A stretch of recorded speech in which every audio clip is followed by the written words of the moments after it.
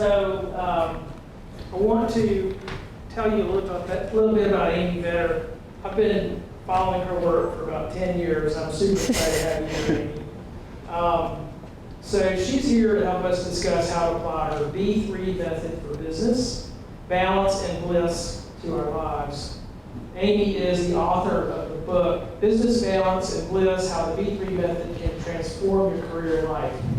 And we do have those books that you can take. There's some on the bar, and there's some on that table right there, so feel free to take a copy.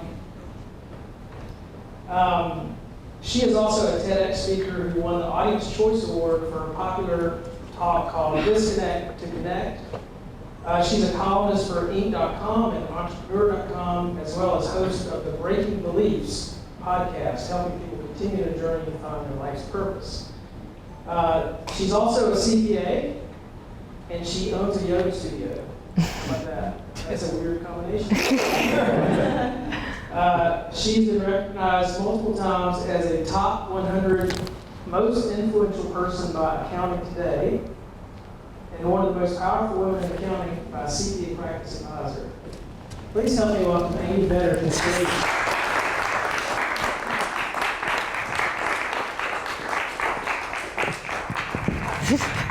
Thank you. Thank you. I got this. Okay.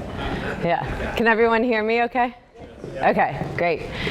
So thank you so much for coming out with the weather. I had issues trying to get in. We got here, like, literally my suitcase came in at 5 o'clock, so we're all good. We're here. So I am a serial entrepreneur.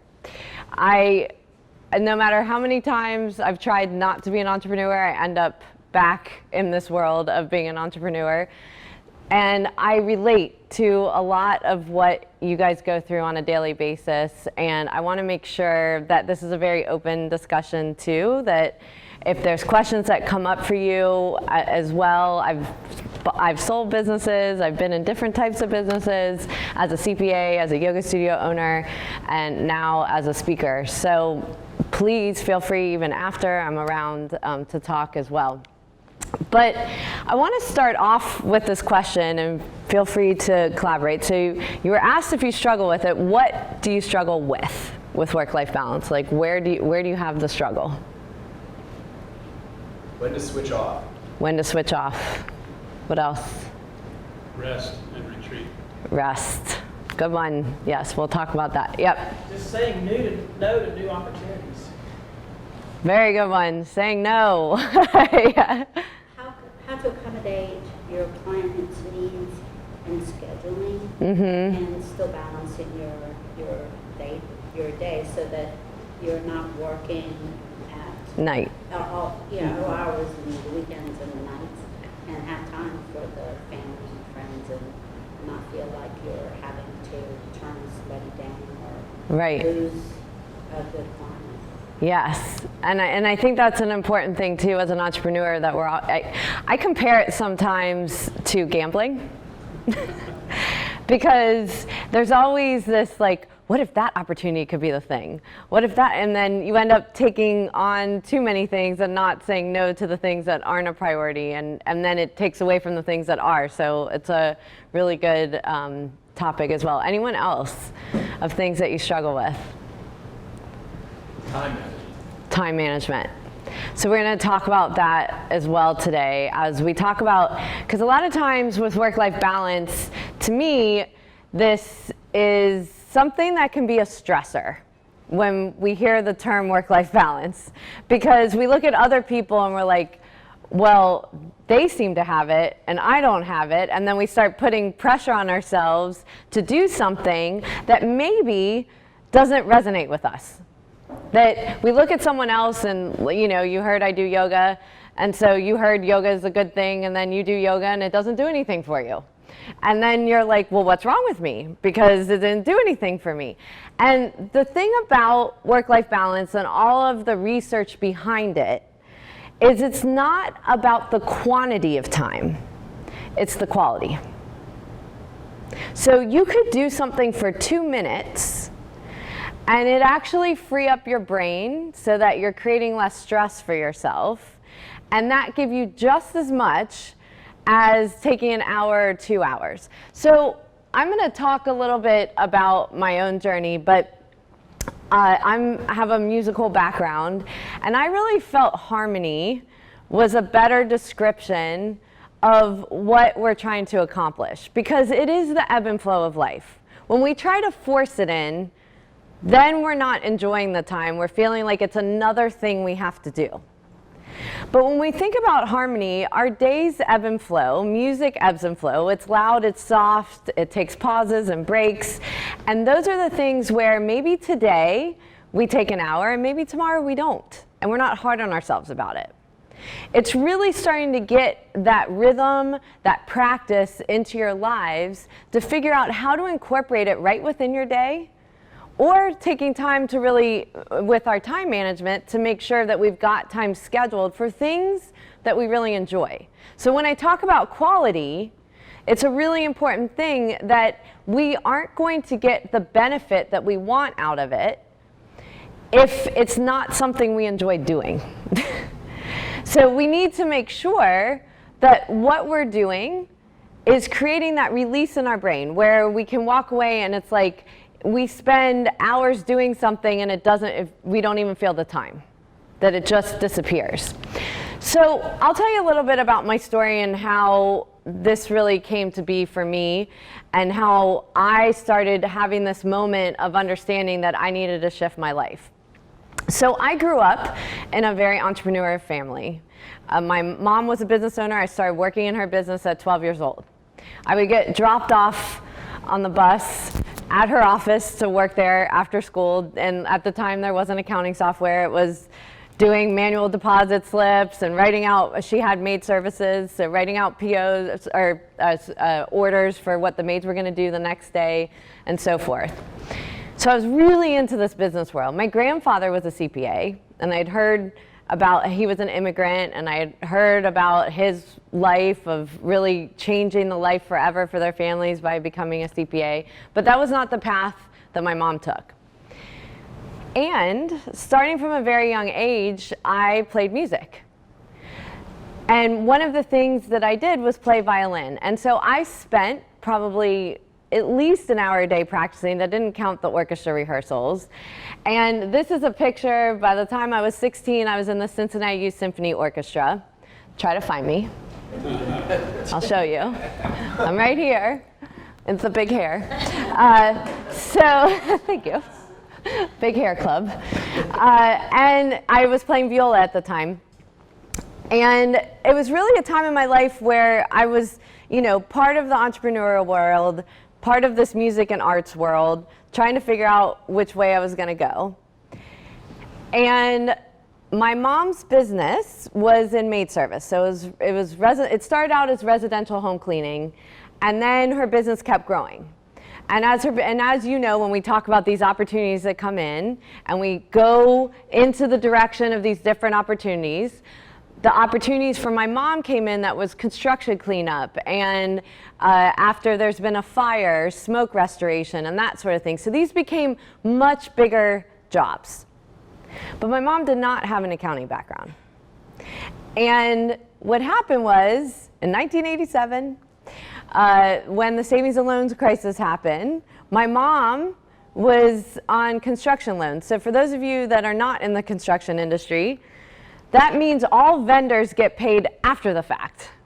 So months after the fact, when these jobs are finished. Well, prior to that, she was always getting paid on the day that they went into homes and the maids were in there and cleaning. Well, that put her upside down. So what happened was all these construction contracts fell out when these savings and loans went down. And my mom was left with the decision, do I pay my staff or do I pay my payroll taxes? So which do you think she chose? Staff. Yes. So the IRS was after our family for years and years and years to collect on those payroll taxes, which meant that at this point in my life, we had to sell my house. We had to sell everything inside of our house. My life changed drastically, and in my head, I was like That's never going to happen to me. So I went the CPA route. I heard about my grandfather, I heard how he created this safe life for his family, and I went down that path. And I never questioned it. So that's the thing, when we start in our careers and we start going down as adults in our careers, we don't look right or left. We've got these goals and we're gonna hit all our goals. And so I drove and I drove and I drove till I became partner in a CPA firm at 32 years old, which is early for a partner. And there's a reason, because the day I became partner, I pretty much had a nervous breakdown. So I had the partner come in, the other partner, managing partner, come into my office and say, congratulations. And I was like, thank you. And he's like, I'm just so happy to know who I'm going to retire with one day. I was 32. That freaked me out. Because I was like, oh my God, I'm here for 30 more years. This is all I'm going to be doing. What does that mean? And it stopped me in my tracks at that moment, because I started thinking about, well, is this what I wanted to do? I'm not even sure like where I'm going with this and so forth. And we come into these moments in our life, and we all have them, where we end up pausing and going, is this what we wanted to do? How did we get here? And so forth. And I was doing a couple things at that time, because I had just had a child, and I had gotten very sick from the pregnancy. And so I wasn't allowed to work out like I usually was. The only thing the doctor allowed me to do was go to yoga. And I'm a type A personality, and that was not the answer I wanted to get. But because that was the only thing I was allowed to do, I went. And because I went, and that was the only thing I was allowed to do, I was paying attention to how I was feeling. And when I went there, all these emotions started coming up for me. And I was thinking and feeling and all these things that I wasn't allowing myself to do for many years. And that led me to go to a therapist at the same time.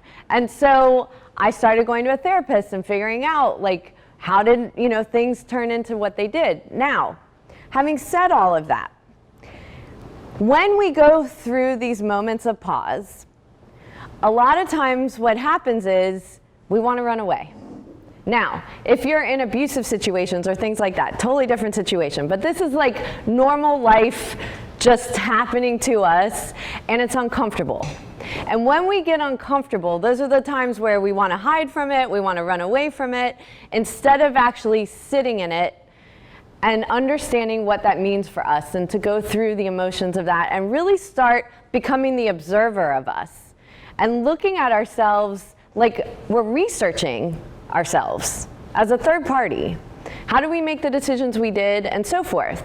Now, one of the things I realized at that time is I didn't want to give up all of the years of expertise that I put into accounting. Like, I liked working with clients.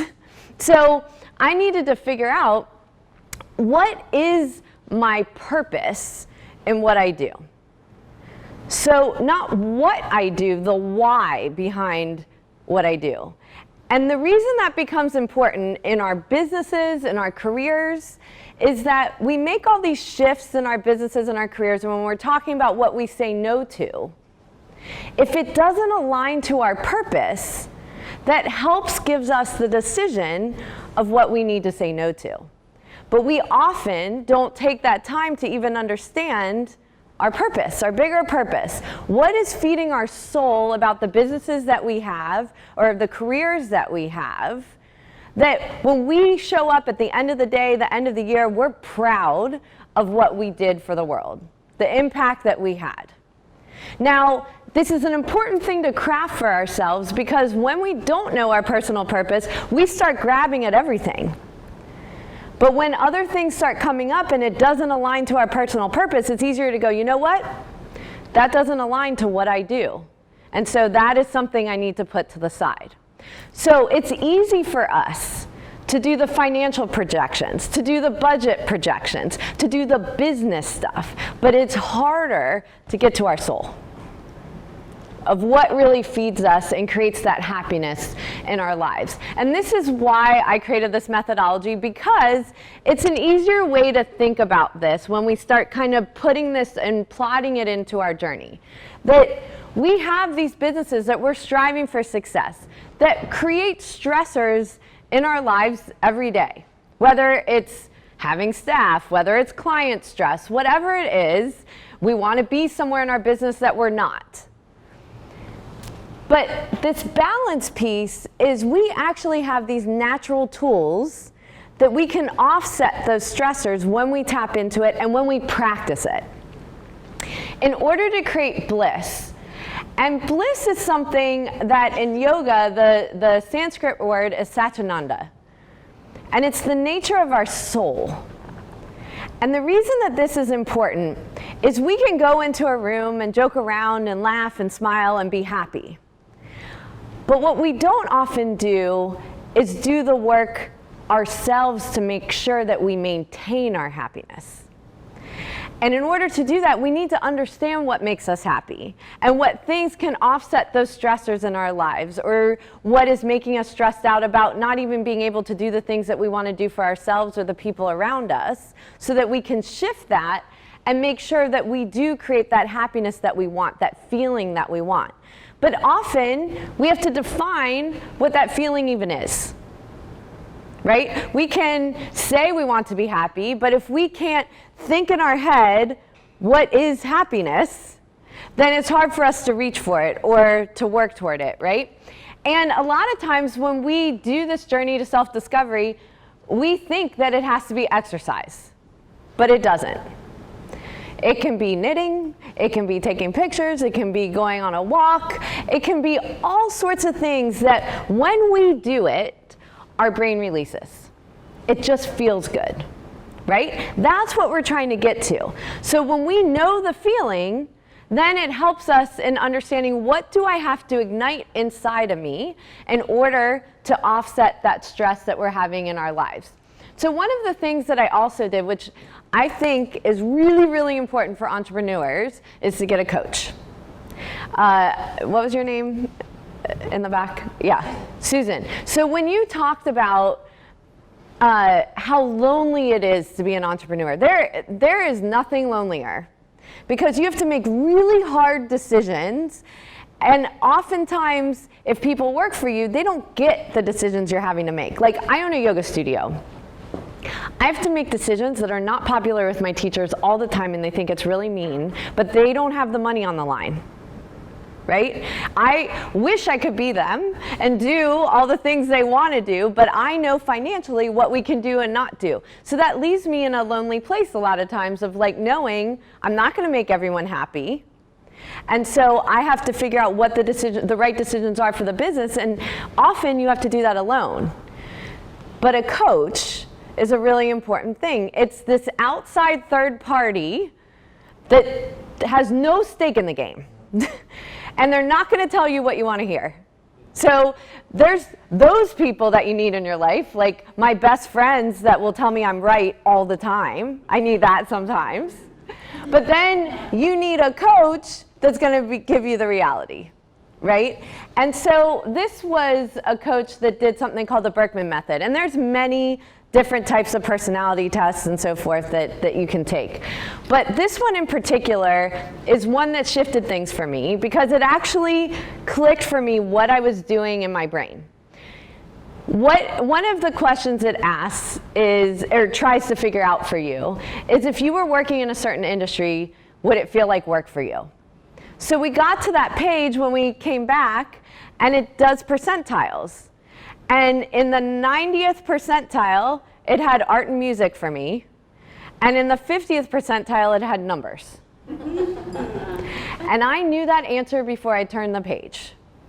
And I kept ignoring it. And he's like, no, you have to pay attention to it. This is like why we take the test. I'm like, no, I know that. And he's like, you don't get it though. Like you're not really paying attention to it. And it took us an hour, and then I came back and I'm like, oh, I get what you're saying. My brain is telling me I can't be in music and art because I made the choice of numbers. But then what that led me to is, how do I bring it together? How do I take the expertise that I have in numbers and utilize my creativity and bring it all together? And that's the journey, right? It's like finding what you can tap into so that when you show up, you're authentic. We're not showing up as someone that we aren't, or trying to push ourselves to be something that we're not, because that creates stress in our bodies. How do we show up and just be who we are and feel comfortable with who we are? I remember when I started teaching yoga, I never told any CPAs I was a yoga teacher. Because I was like, they are going to think like this is so beneath me or whatever. And then all my yoga students didn't know I was a CPA. Until one day, one of my clients walked into class. And they're like, you're the teacher? And I'm like, yeah. And then everyone's listening, and they start asking me some questions about, you know, being a CPA, the work I did with them. And then other people are going, you're a CPA? And I was like, yes. And so they're like, I had no idea. My husband's a CPA. My brother's a CPA. Like, they started, like, the whole room, like, started going into the same. And I started realizing people wanted to know these things about me.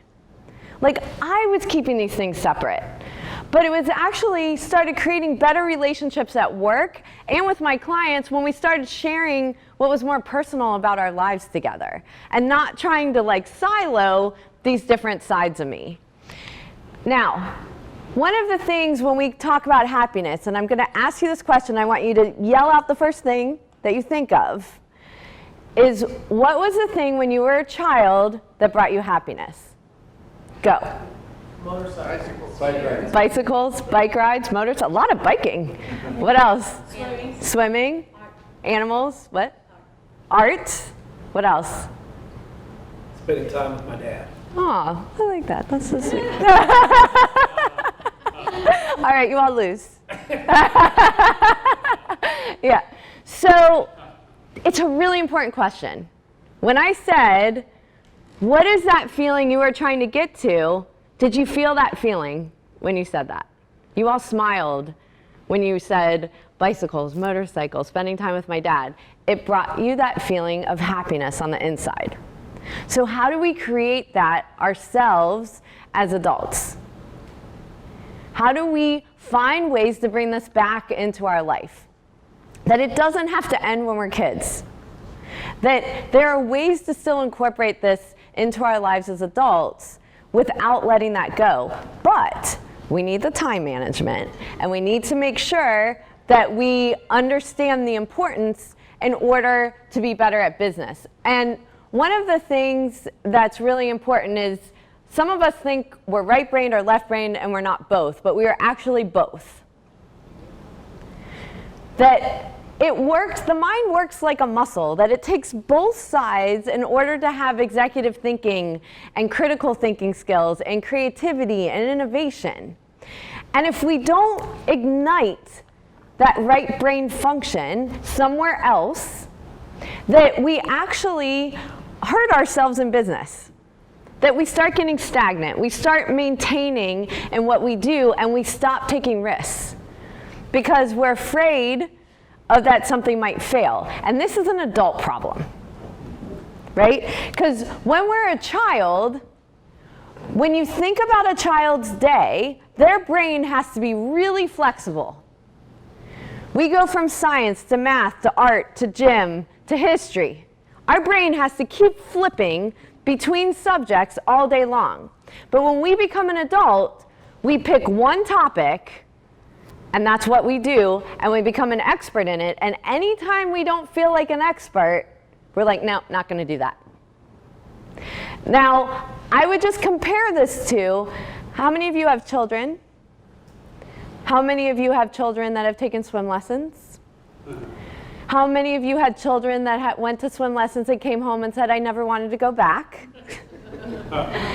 And as a parent, what do you say? You're going back. I said why. What'd you say? Why? Why? Yeah. Good. It's good to understand why, and then tell them to go back. Yeah. As adults, no one tells us to go back. And we expect to be experts the first time we try something.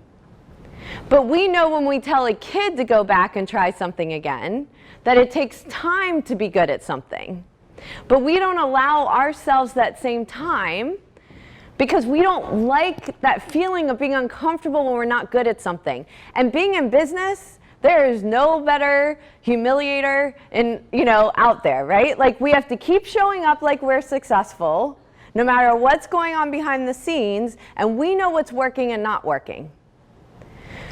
So it's important that we keep trying things to make sure that our businesses keep working. But if we don't try things on the outside of work and make sure that we have time outside of work to do that, it will not free up our brains to be creative and think about those new things to do in our business. That we get stagnant when we don't. So we want to get to that beginner's mind. And part of this is that we just aren't present in our day.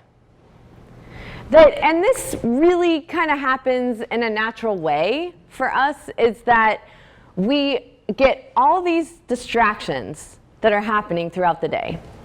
We have notifications coming through our phone, texts, emails, instant messages, phone calls, people walking in, clients, whatever it is, every 3 minutes. And when we're trying to do our own work, when we get interrupted, it takes us 23 minutes to get to the same mindset we were in before. Now, in order for us to make sure that we're more productive in our day, we need to ensure that we are giving ourselves time during the day to get our own work done. Because if we don't, then what happens is we get more stressed, and we're not controlling the energy that we put out into the world. And when we don't control our energy, we start showing up in ways that we're not even happy with. Like, you have those days where you're just fighting with everyone, and then you have to stop and go, is it them or me? I need to really assess what I'm putting out in the world. But the only way to do that is to take a pause and make sure that we are in that present moment. And what happens is, when we're with clients, when we're with staff, when we're with family members, we have this internal busyness syndrome. That we think when we're sitting there, oh my God, there's 3 other things I need to be doing right now, which might be happening while I'm talking.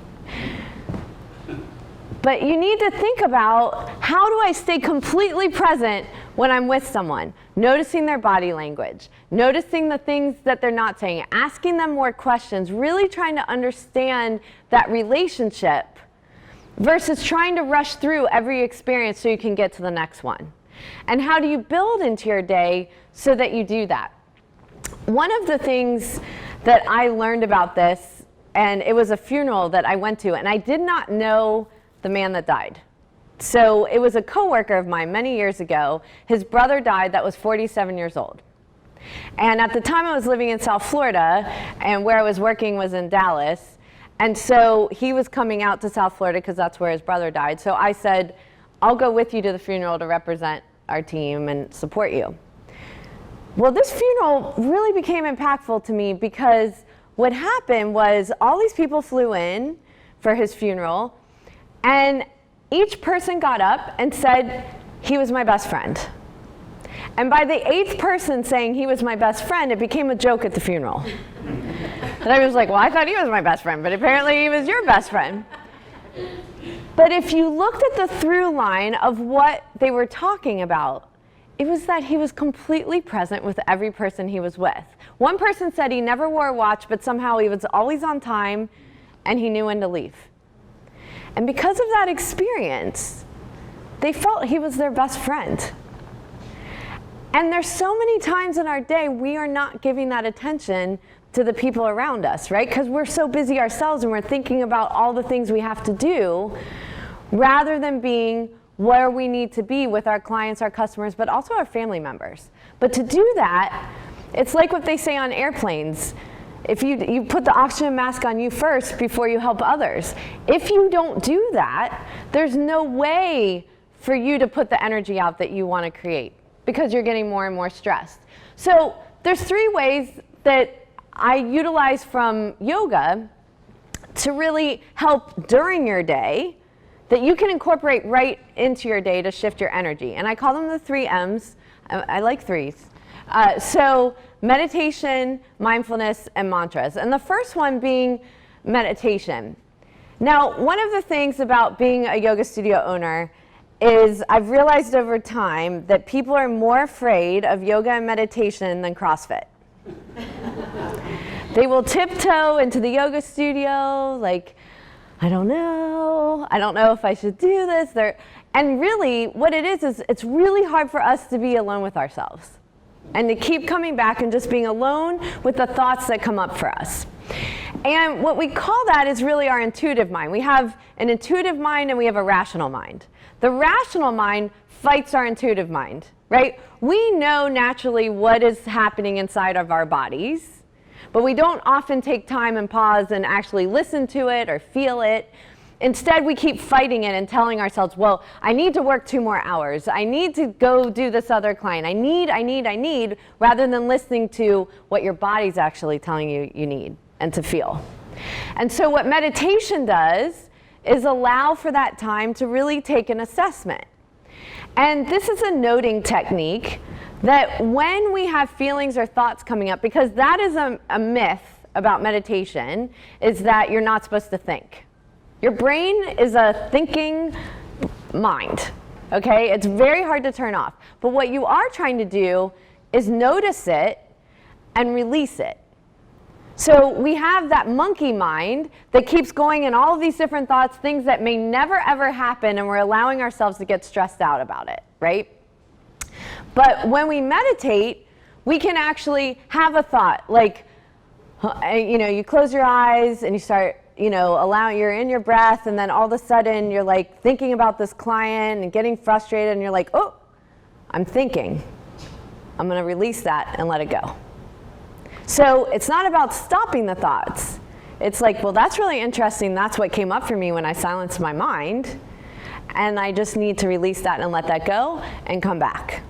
And so what it does is start training you to understand what's happening internally, because if we're going to be better with the people around us, we need to know what we're bringing into that conversation. Because if you were really frustrated with a client, and then you walk into the next conversation, that frustration's going to walk right in with you. And in 2 minutes, we can actually shift our central nervous system. This is something we can do right in our day, and we're doing it right now. Yes. So I have a timer. So what I'd like you to do is put both feet on the floor. And I promise I will time. It will only be 2 minutes. So just take your hands on your lap, and I want you to close your eyes.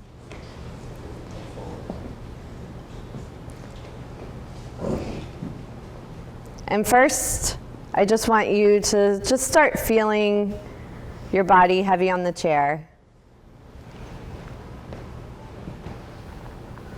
How the room feels.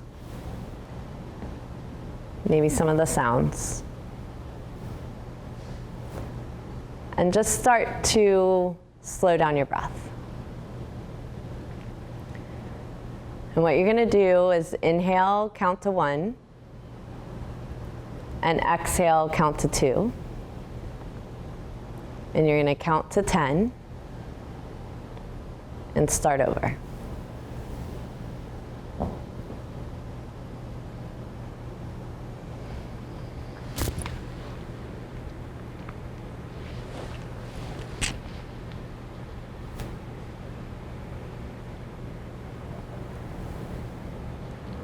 If you feel a thought come up for you, you're going to pause.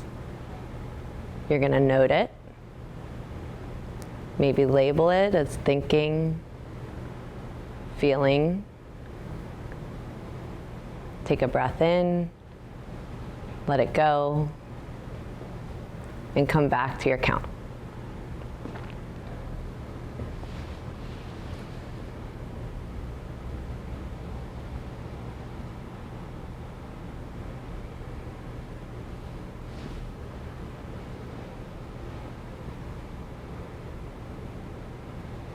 If you find yourself drift off, slow your breath down and come back to your count.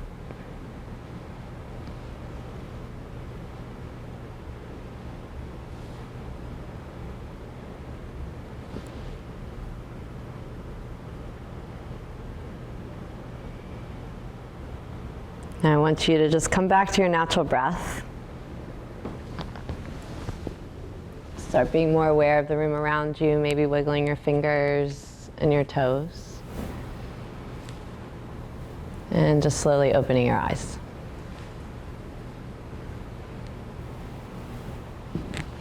All right, anyone want to volunteer how they felt during that or after?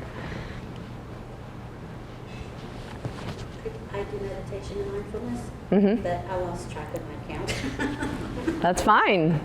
There's no rules on meditation. Yeah. So that's the thing. Don't be hard on yourself. So the whole thing is that, did you feel calmer? Yeah. Okay. So that's what matters, right? Yes. It felt like rest. Yes. So Probably feels like the thing you don't get any other time. So for this. exactly. There is research that 20 minutes of meditation is like 3 to 4 hours of active rest. Not that I'm saying not to rest. But what it does is settle that nervous system. I thought I saw a hand over here too. Anyone else want to volunteer? Yeah. Peaceful. Peaceful. Yeah. I had no thoughts. Good. Cool. Yeah. You might think about something like, no, That's good. got nothing. Okay. Again, no judgment. That's what it's all about, right? Like, and that's actually a good observation. It's like, I'm okay. You know, because some days you might have a lot of thoughts, some days you don't. Who is uncomfortable? Yes. Okay. Why? It was stressful because I was spending the whole time trying not to fall asleep. Okay. I can fall asleep in 20 seconds with my eyes closed. Yeah. Yes. And this is, you know, so, and I'll give you some ideas here.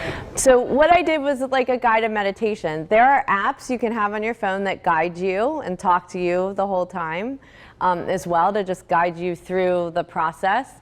And these also have 5-minute, 10-minute, 15-minute, 20-minute ways of meditation. But there was still an observation there that you're tired.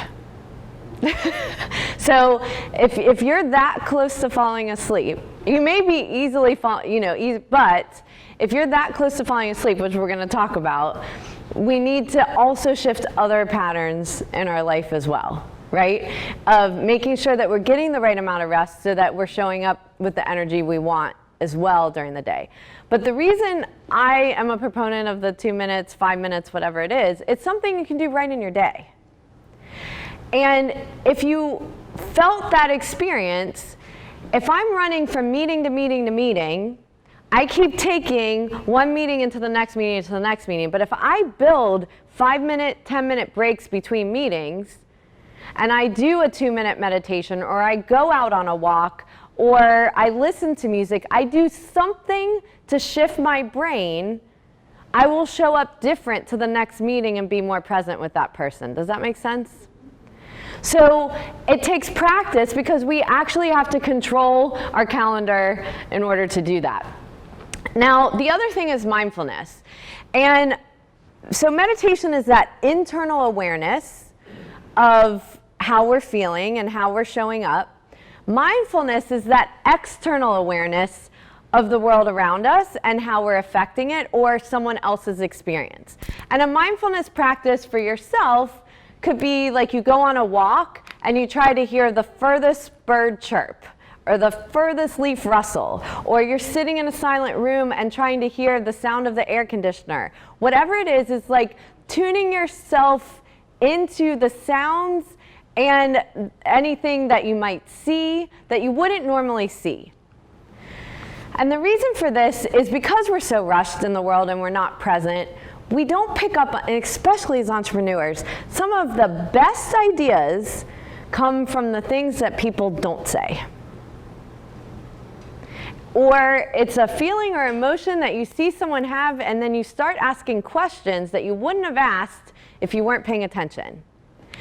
And so mantras come in to play here, and this is one because of music that I have for myself, but it's to be aware of the grace notes, and it really reflects the mindfulness. So for those of you that haven't played music before, grace notes are these like tiny little notes that you can barely see on the music.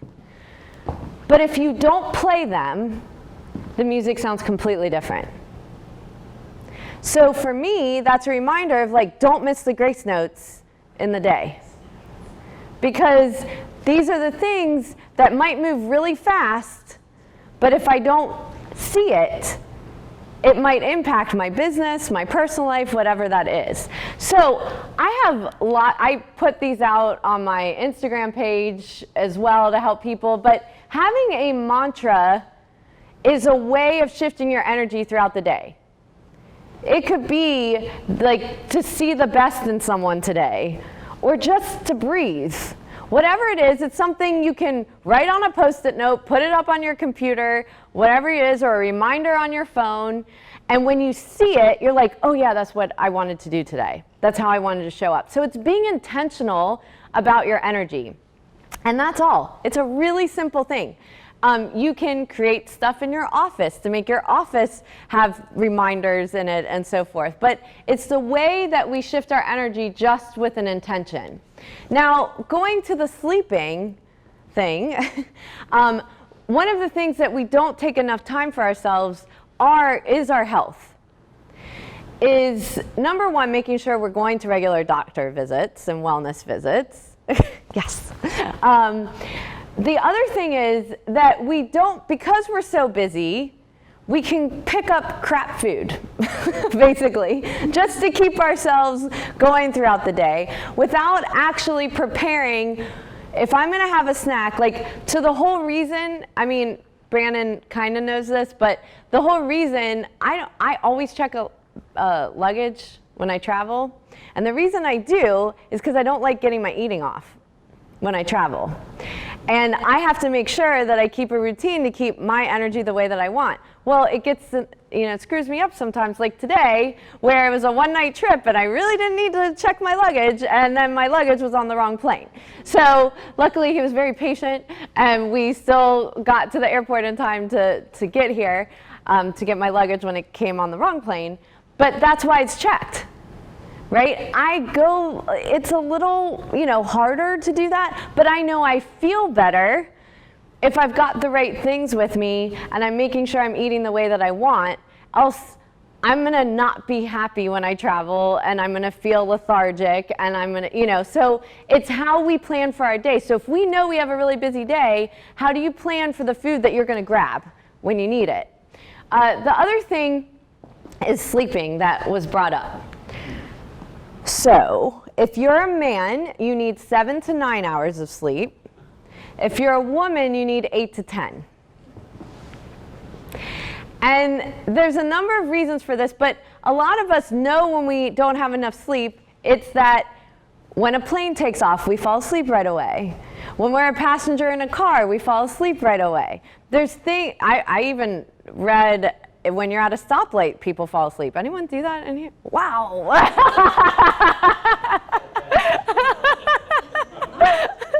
So we had 2. So these are things that give us signs that we're not getting enough sleep. Now, when we talk about putting our energy out in the world, sleep is a really important thing that as entrepreneurs we do not give ourselves enough importance because we think we have to do everything throughout the day. That the problem is, what happens with sleep is the first half of the night, we're getting to sleep, but then we get into the really serious part of sleep that washes away the emotions and the stress from the day before so that we don't wake up feeling the way we did yesterday. So that's why there's this term of have a good night's sleep. I need a good night's sleep. That's why. Because what we don't want to do is bring it into the next day's work and feel even more burden or still have the stress or the anger from the day before. So in order to fix that, we actually have to change our sleep habits. And I've had to go, sleep has always been an issue for me because my brain is always on. And one of the things that I thought helped me was watching TV before I went to sleep, because I fell asleep. But what I started realizing when I was assessing this for myself is that I would wake up 20 minutes later, and then I'm awake. So I fell asleep, but I was too energized from just being with an electronics or TV or so forth that it's not good sleep. So I had to change my sleep patterns. That meant no TV for at least an hour before I went to bed, no caffeine, because I really like drinking green tea before I went to bed. I had to stop that. And also doing a sleep meditation to get me into sleep. So I use Headspace at night. Calm has it as well. That's like a 10-minute sleep guided meditation, and it works. So it's these little things that we can do and that we can figure out how to incorporate into our day. So how many hours a week? Raise your hand. 40 hours a week. 45. 50. 55. Or more. Okay. Now, there is no research that you are more productive on this. So this is a really important thing to understand, is that in our work week, on average, in the US, supervisors and above work 47 hours a week. In that 47-hour work week, there's only 6.5 hours dedicated to our own work. The rest of it ends up being meetings and all this other stuff, or wasted time, because we get bogged down with all of this stuff. Now, the research on productivity of our brain is we really only have 2 to 6 good hours during the day of high-functioning brains. So if we want to keep our energy up throughout the day, we have to figure out how to take these breaks. So what happens is we can take, I think it's 52 minutes, but if you want to round it, 50 minutes of individual work and stay focused. But if we do 50 minutes, we need 15-minute break before we can start up again.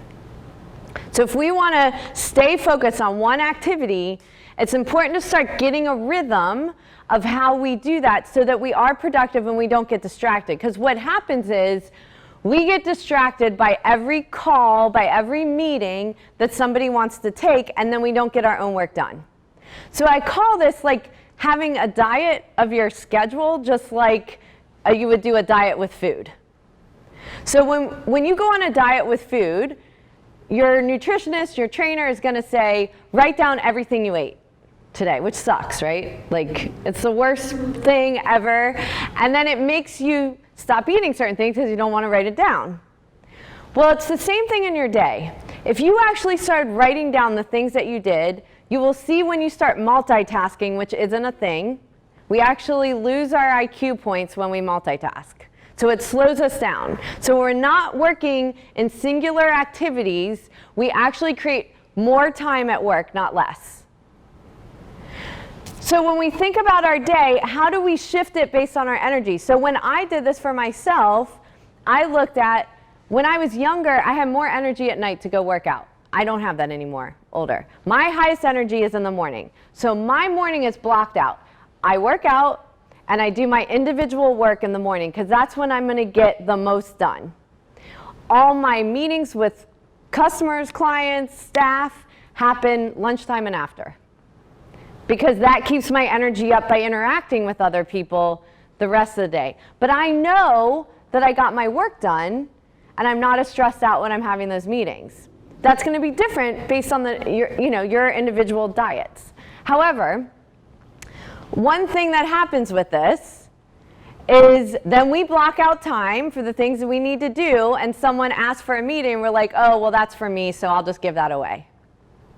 And every time we give that away, we steal from ourselves and we steal from others. Because we're not getting the work done that we want to do, and we're not going to show up with the energy that we want to show up with. So it's important that when we schedule time for ourselves, that It's just as important as a customer or what somebody else needs, because it gets the work done in the business and it gets done what you need to get done. So one of the things that I noticed with yoga is before a class, the teacher always said, set an intention for the class. But we don't do that in our day. So what 1 to 3 things do you want to make sure you get done that day? And everything else is tomorrow. And you're okay with that. So at the end of the day, you can clap for yourself. I got that done! Because there's no one else that's going to be excited for you, right? So it's important that we think about how to do that. We also need to make sure that we are planning our day and applying this into our work life, right? And whether it's these mindfulness practices, whether it's things that we learn, like I was saying in yoga, of how we apply it in work, or how we get to that beginner's mind and do outside activities so that we become more creative at work. So I'll tell you my story with music, is that when I looked back, that feeling of happiness was playing music, and I missed it. So I decided during this process, my older son decided to play guitar, so I was like, well, I can play guitar. So I started learning bass guitar, and then my younger son started singing and playing drums, and then we became the Vetonators. Now, the thing about this process was this was not intentional. I did not know this was going to happen. However, the important part of all this was that when I went through the process of learning guitar, it sucked. Okay? I signed up for a beginner adult program. They said everyone was beginners. I showed up. All these men that had been playing guitar since they were 16-year-old in the basement showed up, that had never, ever come out on stage. They were not beginners. I was the only one that was the beginner. And I had to throw that out, because at the end of the day, I was so excited to play rock that it didn't matter. So it's important that we let those things go, that we don't have to be perfect. I'm fine at bass. I don't care. It's not like I have to be a competitive violin player anymore. Like, this is just for fun. Or we go about things and we realize, like, one of the things I missed was art. So music might be something this year that I was like, you know what, I want to get back to that. But then it's become maintenance. And I'm like, well, what's the thing I want to do this year? Well, I wanted to get back to art. So I end up at an art auction, and this artist is talking about his work, and I'm like, oh my God, I totally resonate with him. I went over to him and I was like, so I've been thinking about getting back into art. How do I get started? Do I need to go back to school? And he's like, here's what you do. You get in your car, you go to Michael's, you buy paint, a canvas board, and go home and paint. It just doesn't matter. Right? And so then I just started painting and painting, and I started creating artwork for the studio and decorated the studio, you know, so it was just like, we put all these barriers up in front of us instead of just focusing on the learning, reminding ourselves how we learn again, how we get back to that beginner's mind rather than how good we are at it. It doesn't matter. If it feels good, that's what matters. It releases our brain, and then we can bring it back into the workplace. So as we go through this process, what we've started to learn is how do we be more aware of how we're internally feeling in order to make sure that we start creating change in our personal lives so that we're better for the people around us. Not looking at it as a guilty thing, because I know as a business owner, I used to feel guilty to do those things because there was so much money put on the line, and I felt like I had to work and work and work, but that actually didn't produce the result. I was just tired, and I wasn't there for my family. And so it's important that we think about how do we make this into something that we still enjoy, that we don't lose our joy in the business because it's taking us over. So one of the things that we can do is it takes 30 days to create a habit. So pick one thing that we talked about tonight that resonated with you and try it. Put it on your calendar for the next 30 days. And what you're going to do is be your own parent. So you're going to journal each day and say, what did I like about it? What didn't I like about it? And what am I going to do different tomorrow? Right? Not give up. And after 30 days, you can decide, is this something that I really like? If you don't like it, that doesn't mean to stop. That means try something else in the next 30 days, right? Find the thing that's going to resonate with you rather than giving up on it if you didn't like it the first time. So when we go through this process, it's really important to remember that people are just not going to remember what you said, but they're going to remember how you made them feel. And so when we start taking care of ourselves, we create that energy that we want to create for the people around us as well.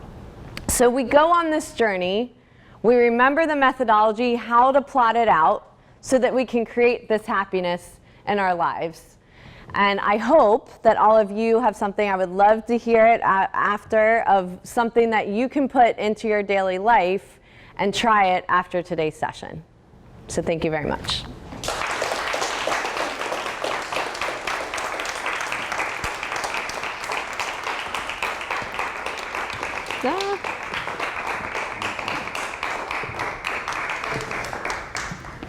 Thank you, Amy. Does anyone have any questions? Yeah. I don't. We've been talking all day. Yeah. So what's next? CPA, yoga, what else is going on? This was I left my corporate job April 2018 to take this risk of going out individually as a speaker and learn a new business that I'd never been in before. So yeah, putting myself on the line again. The band, what's going on with the band? The band, it's broken up. My son went to college, but I was just talking about it earlier. So one of the things, so again, learning the next thing. My son graduated last year, and one of the things that he always did around the house, I was trying to figure out what to get him for a senior gift. And he was always beatboxing with his mouth, like all the time around the house. So I bought him a DJ set, because he had always played guitar all the way through. So I was like, why don't you learn to be a DJ? And he was like, oh my God, this is so cool. So then like he's been playing around with it. And at my yoga studio, we do an anniversary big celebration every year, and it's in March. And so I told him last month he's going to be my DJ for my class.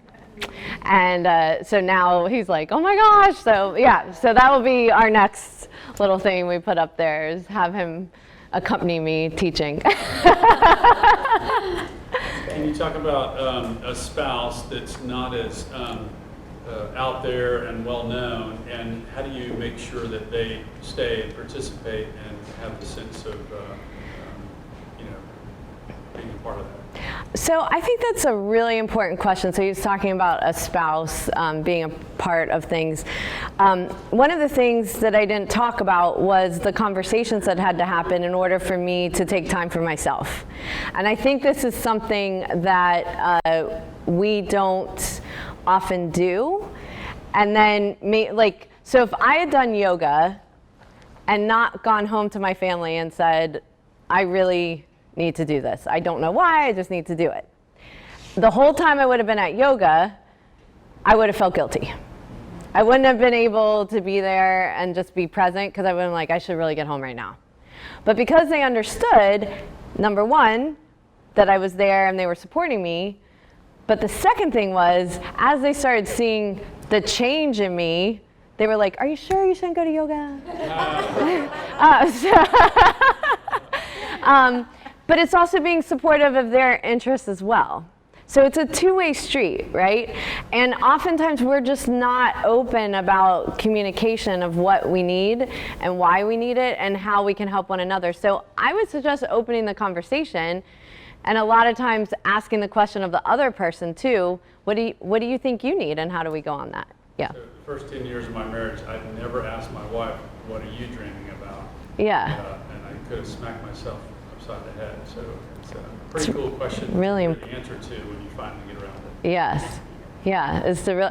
So on my podcast, I was just telling Brandon in the car, an episode I did 2 weeks ago that was out.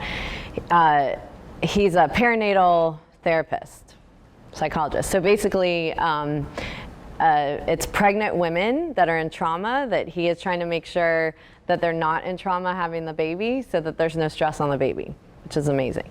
But anyways, we got in this whole conversation about his dad.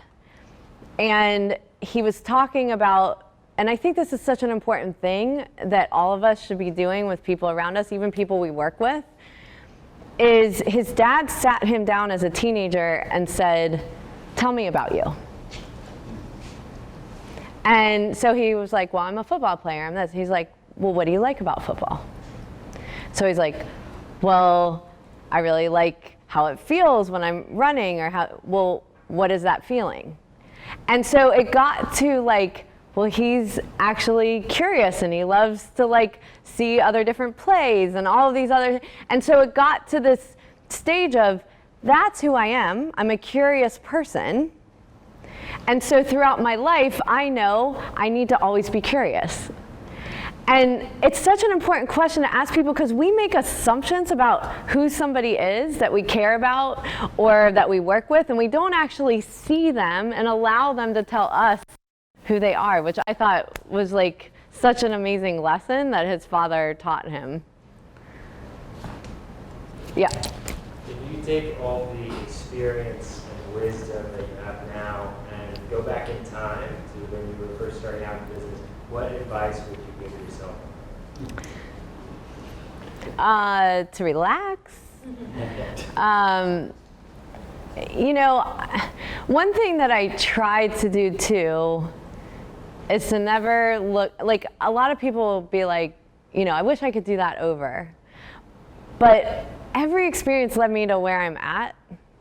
So I don't know that there's a right way to ever have done something because I wouldn't be where I'm at had I not had that experience. But mostly I was like way too driven and worried about things that, you know, now I know more what makes me happy, but that comes with age, I think too, that I wasn't focused on, like I thought a title would make me happy or a certain amount of money would make me happy, and that wasn't it, you know, but I wouldn't have known that had I not gone through it.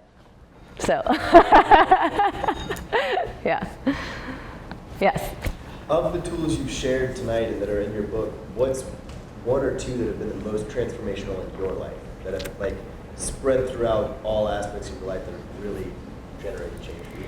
I think number one, the creativity side and making time for doing stuff outside of work that doesn't have to be exercise, like I said. So the painting was like, oh my God, I can spend hours of painting and time just disappears, and that feels good, right? And realizing, and I think this is, when you're not entrepreneurs, people don't understand, like we're a rare breed, okay? And so people from the outside will be like, I don't know how you do all you do. And it's not a compliment, right? Like, they're kind of like, I wouldn't want your life, you know? And for a long time, I was like hard on myself about it. And then I realized, like, no, I need, I do the music because it makes me feel better at work. So it's not so they might look at me and go, she's doing way too much, but I'm actually doing what I need to do in order to show up the way I want to show up. So I think it's like not being so hard on yourself to do the things that you need, but communicating to the people around you is the most important for me, yeah.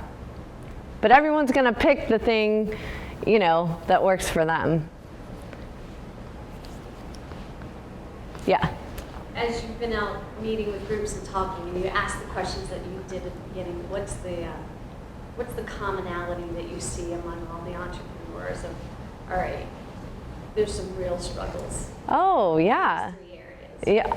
Yeah. You know, I think it's time. Everyone has an excuse of why they can't do something. And we have control. It's whether we choose to have that control or not. And it's how we work that in. Like I said, you can put a 2-minute meditation in your day. There's no one stopping you from doing that. Only thing stopping you is to make sure you have the time to do it. you know? And like one of the things I found about shortening meetings is most of the time people will take a meeting all the way to the end even if they're repeating themselves. So if you shorten the meeting, you're still getting as much out of it as you needed, and then you're getting the space that you need to check emails or so that you're not doing it during that. But I would say overwhelmingly, it's the meetings, the time management, they think they have no control, or blaming the outside world. Like my boss is because of this, or because of my, you know, this, I can't do this. And it's like, well, you know, that's when we have to step back and think about, like, what do we need to shift then? You know, or who do we, maybe we're not using our voice and communicating to other people what we need, and we are not mind readers. So a lot, you know, we don't use the community around us to support us. Like when you're saying the CO network is a support system, like we need our advisory board, and we need to pick people that aren't necessarily just like us to be our advisors. Like for me, like if I talk to an introvert, I need an introvert to give me advice of how I'm driving them crazy in a meeting, right? A lot of times we pick people that are just like us because we agree. So it's really important that we're speaking up and we're hearing other people's feedback, but we're also saying what we need, not just what others need. And I think that's like the biggest thing is, as adults, we make so many excuses of why we don't do things that we would never allow our children to make those same excuses. Yeah. What advice do you have for the best CPA type for an entrepreneur? The best CPA type.